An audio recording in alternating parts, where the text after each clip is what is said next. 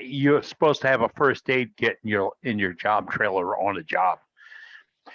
Always had a first aid kit, and there was always a seal tab, and it was my idea, a seal tab that went on it, and that was first aid.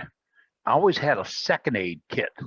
So if a guy came in and said, I just cut myself, can I have a Band-Aid? I can give you a Band-Aid if it warranted. But I would know if it warranted a Band-Aid or a stitch or such, or you can tell. But the idea was I'd have guys come in and say, I need a wrist brace. I hurt my hand last night while I was playing baseball. That's not first aid. Or, I've got, my arm is sore. Can I get some of this spray on heat stuff? That's not first aid.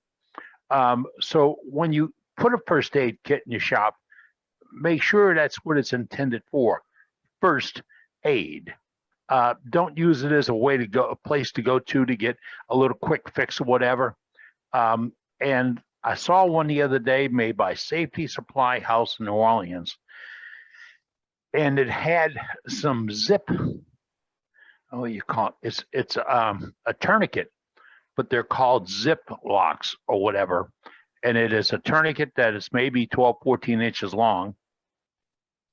When you slip it on and pull it, it'll lock itself. So if you get a nasty gash on your arm, you can't use two hands, right? So you can put this on and zip it down.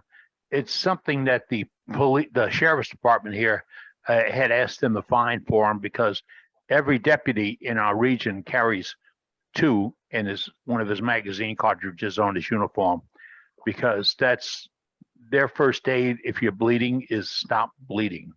So consider that when your first aid kit's that important, make sure you keep it that safe. And that tab thing got me in trouble a dozen times over those years, because somebody said, you can't do that to the first aid kit. Sure, I can. I didn't lock it. I just put a tab because the tab is broken. I need to look and see what has been taken.